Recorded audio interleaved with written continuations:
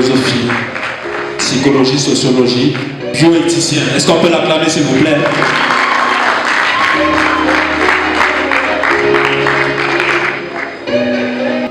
Voilà, mesdames et messieurs, le décor étant planté, je voudrais humblement passer la parole à monsieur le modérateur en suggérant, n'est-ce pas, que l'on commence par les intervenants en ligne.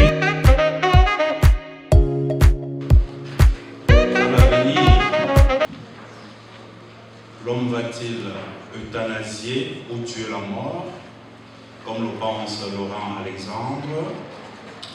S'achemine-t-on vers une société amortelle ou post-mortelle, pour reprendre Cécile Lafontaine? Que gagne l'homme ou que perd-il en ayant une vie ad vitam aeternam?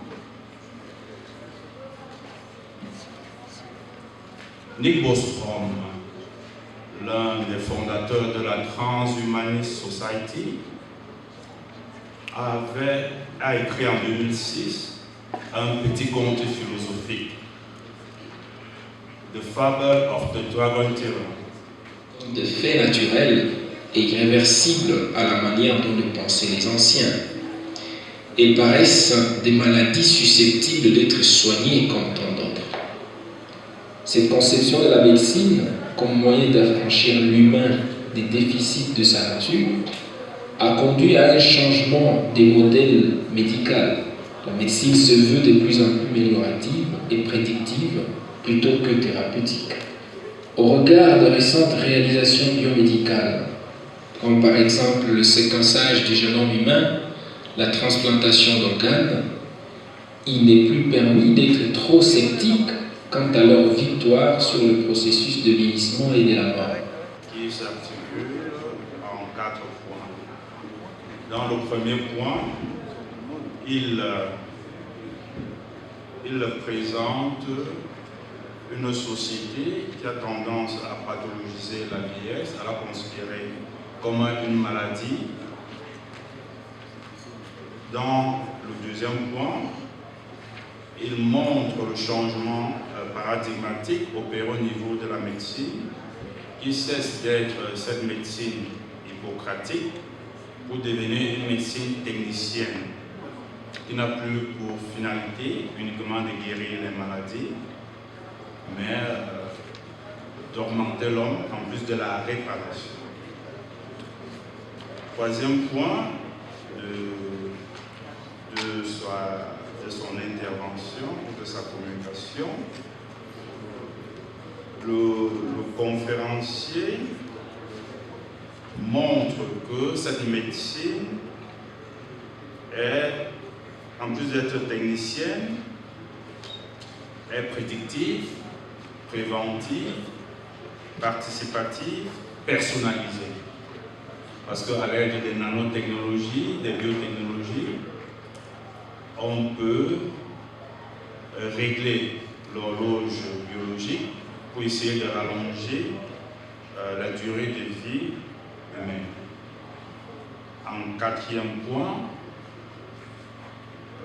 l'intervenant, le conférencier, montre les implications d'une vie sans la mort. Est-ce que je peux partager mon écran de manière à présenter un PowerPoint en appui de la conférence?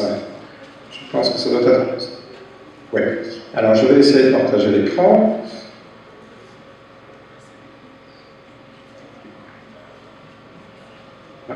Est-ce que vous voyez la présentation? Merci infiniment. Je remercie l'Institut des sociétés africaines, pourquoi pas, ayant vraiment opté pour le longévitisme, ayant réalisé ce dont vous parlez jusqu'à présent. Donc il s'agit d'un exercice évidemment de prospective, pour pas dire d'anticipation.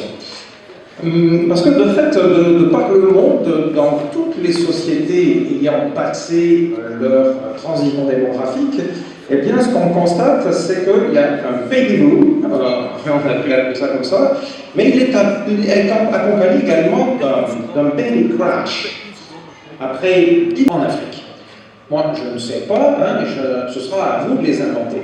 Mais ce que je constate, c'est que pour l'instant, les politiques des pays africains semblent accaparés par la gestion d'une jeunesse très abondante, ça se comprend bien. Seulement, ils ne voient pas assez que tous les exemples dans le monde indiquent que cela ne durera pas. Et un allongement radical de la durée de vie en bonne santé, tel que le souhaitent les transhumanistes, il accentuerait très probablement cette évolution.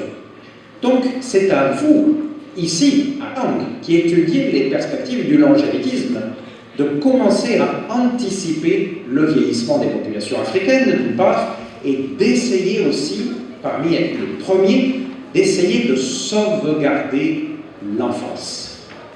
Je vous remercie. Nous avions entendu des propos plutôt bio-conservateurs.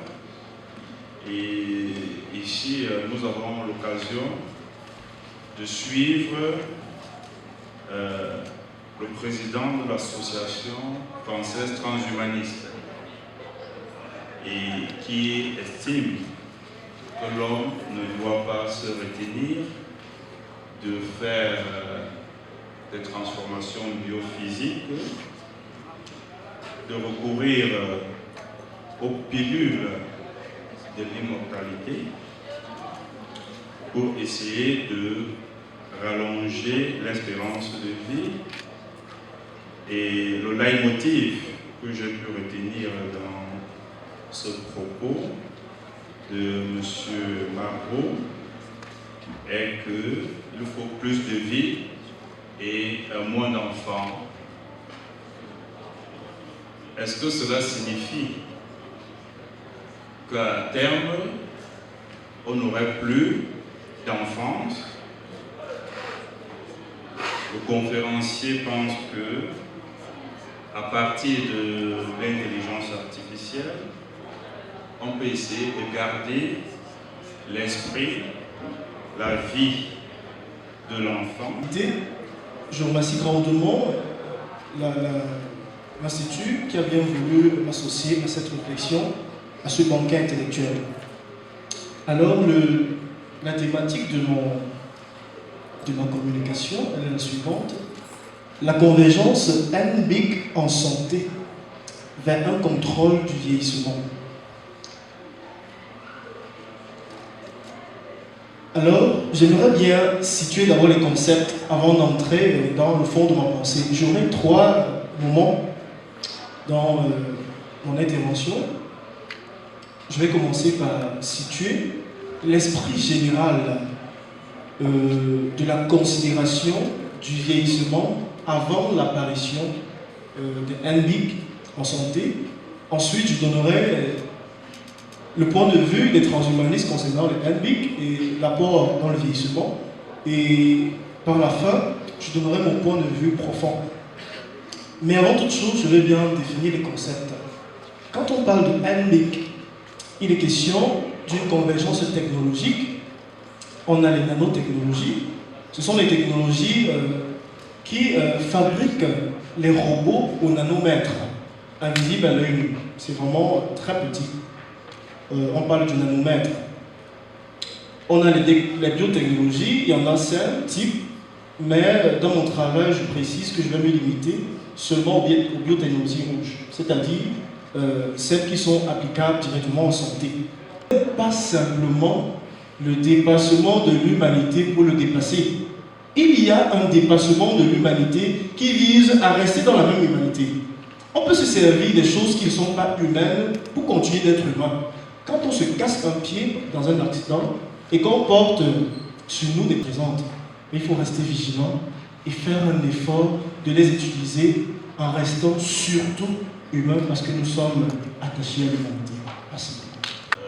Henri Dronfart montre que la question du vieillissement, du moins la lutte contre le vieillissement, n'est pas une préoccupation sui generis au progrès des technologies convergentes NBIC, et que déjà les auteurs comme Cicéron, Hippocrate, Bacon s'y ont penché, mais de façon naturelle.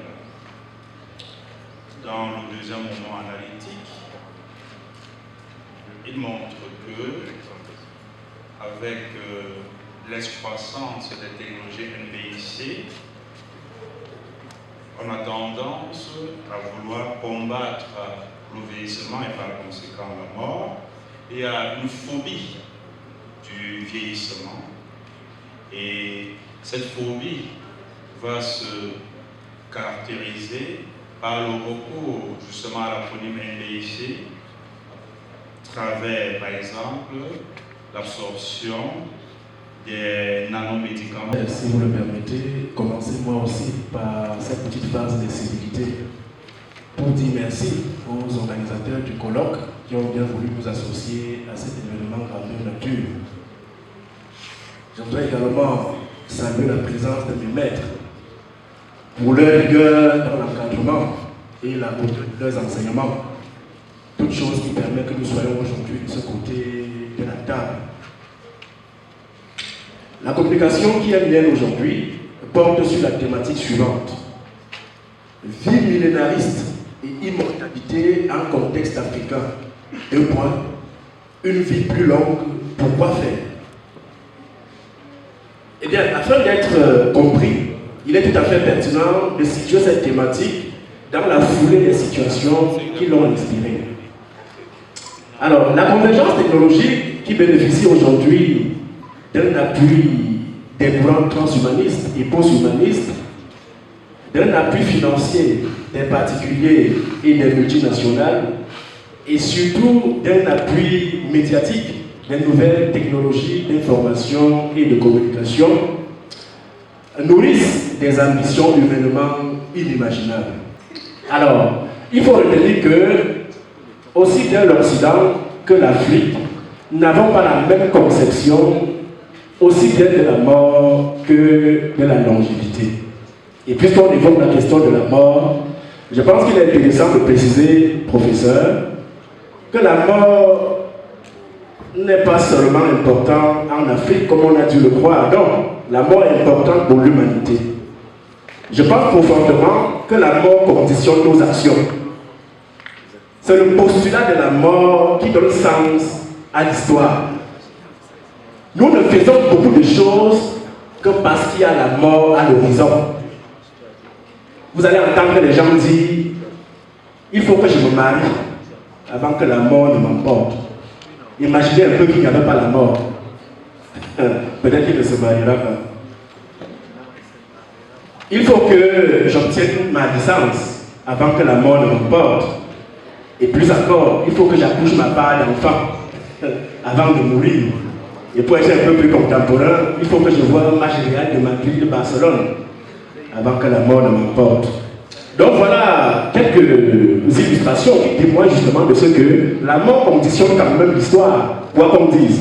Et même les transhumanistes, il faut qu'ils réalisent leur projet avant que la mort ne les emporte. De tous ces décrochages analytiques que nous avons faits, essayer de se prononcer objectivement sur la recevabilité de la question du longévisme en Afrique. Troisième partie donc, quel longévisme et immortalité en Afrique? Un paradigme nocif, point d'interrogation. Alors nous pensons que ériger les projets transhumanistes et post-humanistes, notamment leur ambition longéviste et leur quête d'immortalité, un projet fondamentalement utile et urgent en Afrique, constituerait incontestablement un obstacle pour l'épanouissement du peuple africain. Surtout lorsque le chômage est gangrenant et que la population est constituée par la plus grande marge de jeunes. Je vous remercie pour votre aimable attention. Du doctorat d'Onfa, puisqu'il défend ce que lui-même il a appelé le transhumanisme humain. Est-ce que l'appropriation du transhumanisme humain est-elle possible dans un contexte socio-économique précaire? Merci. En Europe, en Afrique. Administrativement, un scientifique ne s'exprime pas ainsi. faut aussi des faits sur peut-être préjugés. Est-ce que vous avez fait des études de... Si les technologies, nous ne pouvons pas nous offrir ce luxe-là, au moins par l'alimentation, par des voies naturelles. Le professeur Ismaël, que je respecte, demande le maintien de la vigueur par la NBIC. Est-ce que les idéologues du transhumanisme, dans l'autre versant, ne confondent pas l'homme naturel et le robot? Professeur, à votre question, je peux répondre simplement, puisque vous voulez plus éclater, moins de théorie. C'est de l'homme qu'il est question. Il est question de permettre à l'homme de bien vivre, surtout dans la conception que nous avons développée à travers le concept nouveau de vieillesse jeune. Il est question de se servir de ce qui est technique, de se servir des productions technologiques pour aider l'homme. Non pas dans le sens de la médecine des plaisirs développés tout à l'heure par le professeur, j'oublie son nom, où le patient vient à l'hôpital pas parce qu'il est malade, parce qu'il vient faire la commande de ce qu'il voudrait pour lui, pour être plus beau. Mais dans ce sens, les technologies NBIC, quand on les associe à l'homme, à sa santé, c'est simplement pour réparer en lui ce qui est altéré. Et donc, on vise à maintenir l'homme dans l'humanité grâce à toutes les possibilités. Mais le plus important, comme je l'ai dit, c'est de rester humain. Le professeur estime, le docteur Dimitri Aboludi estime que j'extrapole un peu, j'exagère un peu en disant que l'Occident traite mieux les vieux qu'en Afrique. Puisque nous sommes en philosophie, et il faut de temps en temps convoquer, n'est-ce pas, des preuves à l'effet justement d'étayer son propos. À cet effet, je vous prie d'écouter ce que dit Valérie Golaz dans un article intitulé « L'Afrique, un continent jeune face au défi du vieillissement ». Alors, en l'absence, je cite, en l'absence de pension suffisante, lorsqu'une personne âgée ne peut plus travailler, elle ne peut compter que sur son réseau familial. Or, on peut s'interroger sur la capacité future des familles à accompagner la vieillesse et l'éventuelle dépendance des aînés sans le soutien de politiques publiques adaptées, en particulier pour l'accès aux soins. Celui-ci est compliqué pour une grande part des aînés en Afrique. Trans, de transhumanisme. Le trans en latin, il ne signifie pas que au-delà. Il peut signifier soit au-delà, mais il peut également signifier à travers. Dans transformation, on a le double sens. La transformation peut être le résultat et il peut être le processus. Donc, si l'on choisit transhumanisme dans le sens de à travers l'humain, eh bien on conçoit un transhumanisme qui reste perpétuellement humain, qui reste une traversée perpétuelle de l'humain. Donc voilà, je pense que je voulais juste rajouter cette petite précision pour lui donner peut-être un outil de plus. Merci. Et merci pour vos échanges. C'est un outil de remercier dans le cyberespace et vivre une sorte de métempsychose éternelle. Je vais conclure en disant que un auteur comme Hans Jonas a écrit un ouvrage, un joli ouvrage, Évolution et liberté. Dans cet ouvrage, il y a un texte, le fardeau et la grâce d'être mortel. Il y distingue le devoir de mourir et le pouvoir de mourir. Le pouvoir de mourir, c'est la possibilité qu'a la mort de survenir à n'importe quel moment, par accident, par maladie. Le devoir de mourir est cette mort inscrite dans notre constitution génétique en tant que nécessité qui ne peut ne pas être, c'est-à-dire qui doit être. Alors, c'est la mort comme une nécessité que le transhumanisme essaye de tuer. Mais la question qu'on peut se poser, c'est avant de tuer la mort comme nécessité, a-t-on déjà tué la mort comme possibilité sous toutes ses formes, à travers la famille, à travers certaines maladies que l'homme n'arrive pas encore à vaincre. Je remercie l'assistance pour le sens de son écoute et la discipline, la qualité des interventions. Je vous prie de donner une salve d'applaudissements à cette intervention. Merci.